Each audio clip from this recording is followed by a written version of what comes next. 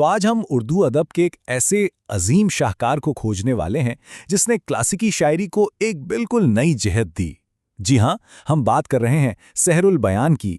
ये कोई आम गज़लों या अशार का मजमुआ नहीं है, बल्कि ऐसे आप एक पूरी जीती जागती फिल्म की तरह समझें जो महज लफ्ज़ों से बनाई गई है।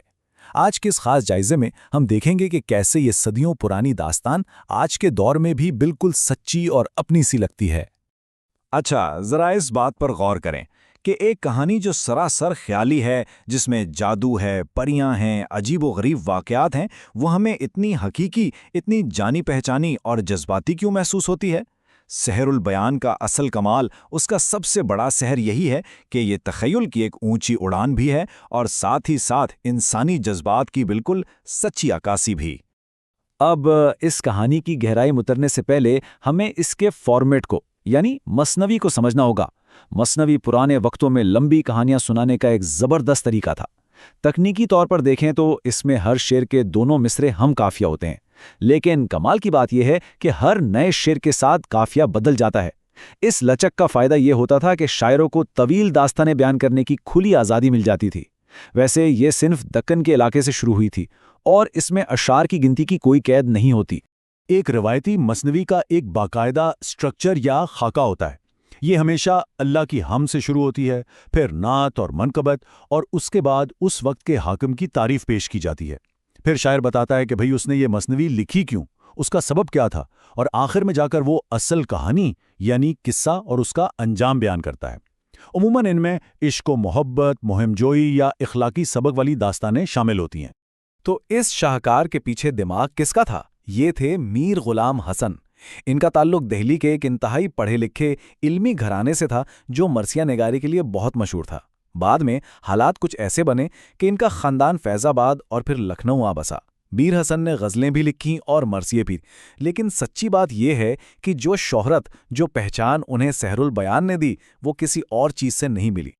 और इनका ये शाहकार बिल्कुल वाजे करता है कि मीर हसन का अंदाज कितना कमाल का था। मतलब एक तरफ शहजादा बेनज़ीर और शहजादी बद्र मुनीर की कहानी है जो 100% ख्याली है, लेकिन दूसरी तरफ उसके अंदर जो जज्बात हैं, जो मंजर कशी है, वो इतनी हकीकी है कि आपको लगता है जैसे ये किरदार हमारे इर्द गिर्द के ही लोग हैं। ये जादुई तख़य्युल और हकीकत का हुसैन मिलाप ही तो है जो इस मसनवी को लाजवाब बनाता है। चलें अब कहानी का बाकायदा आगाज करते हैं। पहला हिस्सा, गमगीन बादशाह। कहानी शुरू होती है एक ऐसे ताकतवर बादशाह से जिसके यहाँ हर तरफ अमन और खुशहाली है, बेपनाह दौलत है, एक बहुत बड़ी फौज है और रियासत इतनी खुशहाल है कि वहाँ कोई एक शख्स भी गरीब या फ़कीर नहीं है। लेकिन तस्वीर का एक दूसरा रुख भी है। इतना सब कुछ होने के बावजूद बादशाह खुद अंदर से बेहद उदास, रंजीदा और टूटा हुआ है। इसके दुख की असल वजह यह थी कि उसकी कोई औलाद नहीं थी। मीर हसन ने बादशाह की इस कैफियत को इंतहाई खूबसूरती से बयान किया है। बादशाह कहता है कि इतनी दौलत के बाद भी मैं तो दिल का फ़कीर हूँ। जवानी ढल गई, बुढ़ापा आ गया, और जब मेरा कोई जानिशीन ही नहीं तो मैं इन महलात, इस ताज और तख्त का क्या करूँगा। जाहिर है ये एक ऐसा दुख था जिसने बादशाह की सारी खुशियाँ छीन ली थीं। फिर आता है कहानी का दूसरा हिस्सा, नजूमियों की पेशीन गोई। इस गहरी मायूसी में बादशाह अपने खास वजीरों को तलब करता है और यहाँ दरबार का माहौल बहुत ही हकीकत पसंदाना दिखाया गया है। वजीर उसे दिलासा देते हैं, हिम्मत बंधाते हैं और कहते हैं कि खुदा की रहमत से कभी मायूस नहीं होना चाहिए। वो ऐसे यकीन दिलाते हैं कि ऊपर वाला यकीनन कोई ना कोई रास्ता जरूर निकालेगा। वज़ीरों की इन बातों से बादशाह को थोड़ी सी उम्मीद मिलती है और फिर वो हुक्म देता है कि सल्तनत के सबसे बड़े नजूमियों और रमालों को हाजिर किया जाए। वो उनसे कहता है कि भाई अपने इल्म, अपने हिसाब किताब और किताबों से देखकर बताओ, क्या वाकई मेरी किस्मत में औलाद का सुख लिखा भी है या नहीं। ये मंजर किसी सस्पेंस फिल्म से कम नहीं। सारे माहिरीन अपने अपने जायचे बनाना शुरू कर देते हैं। कोई किताबें घंगाल रहा है, कोई उंगलियों पर सितारे और सियारे गिन रहा है, और पूरे दरबार में एक गहरी खामोशी छाई हुई है। सबकी सांसें रुकी हुई हैं कि नजूमी अब क्या जवाब देंगे। आखिरकार बहुत हिसाब किताब के बाद वो माहिरीन एक खुशखबरी के साथ साथ एक बहुत बड़ा अंतबाह लेकर आते हैं। वो बताते हैं कि बादशाह सलामत, आपके यहाँ एक बेटा तो होगा जो चांद से भी ज्यादा खूबसूरत होगा, लेकिन किस्मत के खेल में एक बड़ी रुकावट है।